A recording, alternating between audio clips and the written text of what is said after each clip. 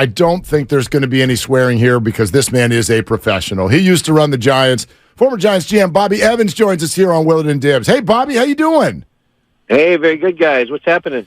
Just kicking around, hanging out, and wondering. We're doing a little bit of a Farhan check today. 50-game mark for the Giants. They've won 8 of 10. The farm is starting to produce some talent.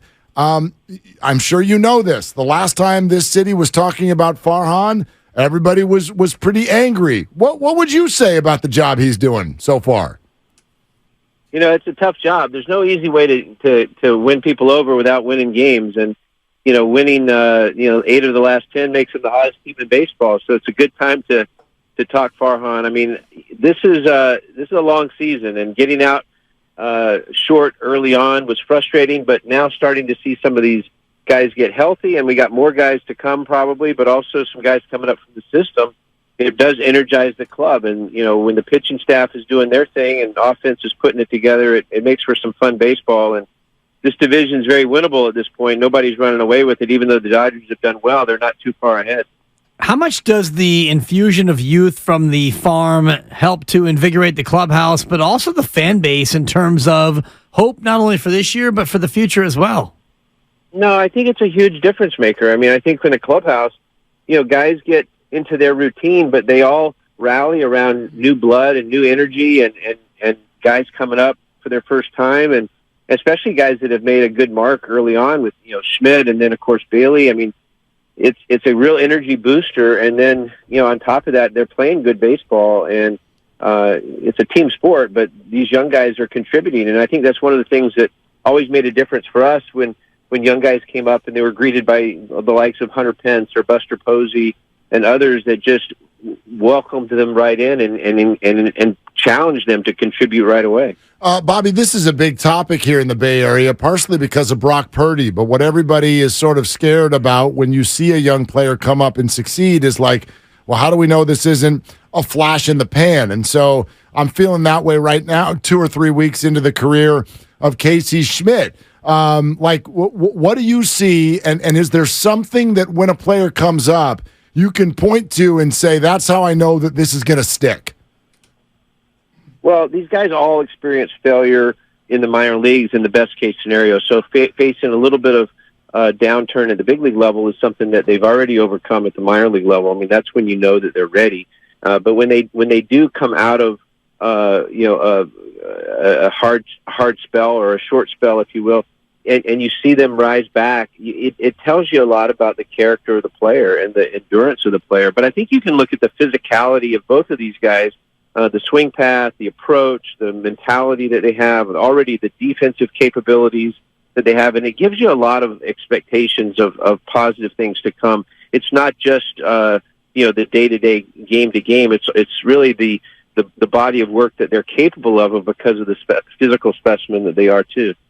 How do you manage the expectations of the fans when you chase after Aaron Judge and don't get him, and Carlos Correa and don't get him, and Bryce Harper and you fall short? How do you try to spin that for the fan base that not every team is going to be able to land one of these big fishes? Yeah, I mean, part of building a club is not based on just one guy. I mean, the one big fish does make a difference, but it's also the combination of all the different parts of a team. And I think that the front office has proven, before Farhan and now with Farhan, that there's a capability of acquiring good talent to add to the depth of a club. And it doesn't mean you might not get somebody at the deadline that could be a big difference maker. But it's never going to be one player that makes all the difference. And invariably, you'd like to add that guy when the team's 75% of the way to where you want it to be, so that one guy does put you over the top, rather than having to bring him in and then build around him. And so I think they're in a good position. I mean, it is tough to lose talent that you seek after in the winter, and it does punch you in the gut sometimes, especially when you get as close as they got with Correa. But sometimes you win by losing, and you get the next guy. Bobby Evans with us here on Willard and Dibs. Hey, Bobby, what would you offer Shohei Ohtani? Well, I mean, I wouldn't be able to give him 50% of the club, but I would consider it, because I mean, this is a guy that's fun to watch and has so much talent. I mean, we're going to see something clearly with a 4 in front of it. At the end of the day, I love what he does. I know he's going to be able to pick wherever he wants to go. I mean, obviously he'll pick a club that can afford him. But I mean, this is a special talent, and I think he'll bring a lot to the table in terms of a winning mentality, a team approach. I mean, he's a great teammate from what we see. Having met him a couple of times, I know that there's a great person behind the great player, and that's always great for a clubhouse. It's great for an organization, and this can be a face of a franchise wherever he goes. Bobby, you said there's going to be a 4 in front of that contract? You sure? Maybe a 5. Yeah, you sure it's not going to be a 5? Maybe a 5.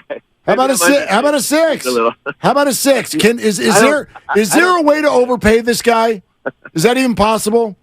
I don't think you'll have to overpay him because, I mean, I think at the end of the day, he's probably going to have 3 or 4 places he wants to go. So it will be the highest bidder amongst those 3 or 4 places. But, I mean, I don't know that you can overpay him because he's just got so much in the tank. I mean, I think he'll outperform whatever deal you give him. Yeah, 2 tanks, actually, the pitcher tank and then the hitter tank, and that's where you got to fill up both those tanks.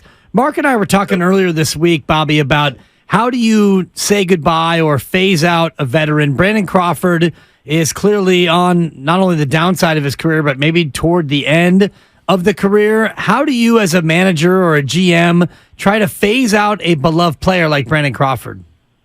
Well, the best thing possible is to let the player tell you when that time is, and maybe his body is getting more beaten up than we even know. But I got to believe that if physically he can do it, he's gonna keep pushing it, and you'll find a resurgence here. If physically he can't, he'll be the first to tell the manager and the front office, and he'll work with you to find a transition plan. But I don't know the details of his physical challenges right now, but I got to believe that if it's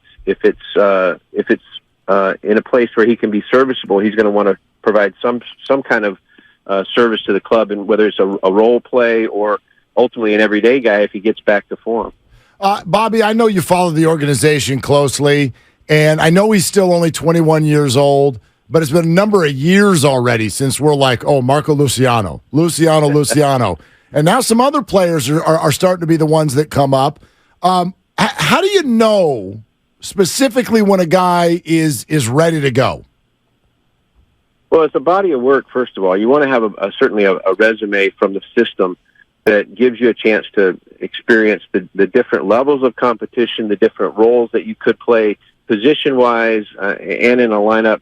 You obviously want to get them as high a level as you can before you see them at the big league level. And these guys, once you hit Double-A, I mean, there's not that much of a distance between Double-A and the big leagues, but there is, at bats, there is experience, there is, experiencing failure. There's obviously health. I mean, where Luciano has had some issues health-wise, you want to be sure he's past those, and so he can come up and be freewheeling with his ability and show his athleticism and show his skill at the plate without worry about hurting himself. And there's a big window there once he gets healthy that you got to have some fun with him at 21 or 22 whenever he gets to the big league. Is it tougher for pitchers because you see the stuff and you think, oh, we could use him right now in a relief role, but you really want him to be a starter and you want him to grow down on the farm? Is it more tempting to bring a pitcher up before he's ready as opposed to a hitter?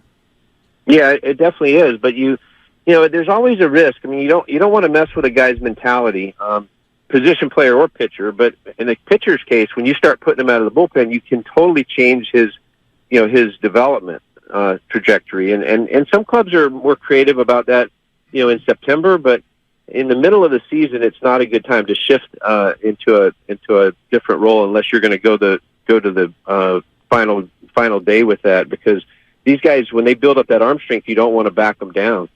Bobby Evans with us on Willard and Dibs. Bobby, speaking of those pitchers, and I look at Rodon, for example, who has not yet thrown for the Yankees. It feels like, I don't know if this is true, but it feels like Farhan is one of these guys who's like, we're not doing 5 years for a pitcher. Like, we're just not doing 5 years or more for a pitcher. Would you do 5 years or more for any starting pitcher now? I mean, I think we see it with your own guy. I mean, we do, when you do it with your own guy, you certainly mitigate a lot of the risks. When you bring in a free agent, you're bringing in, someone who, no matter how healthy they've been, there's always a chance that you're going to get the back end of that health trajectory, and that's the major downside. So sometimes you got to do it just to get the guy in the door, and you're going to take the down years just to get the positive years. But the safer bet is when you do it with your own guys. Bobby, it's wonderful to have you, man. We really appreciate you stopping by. Thanks so much. All right. Take care, guys. Okay, that's Bobby Evans, former Giants GM.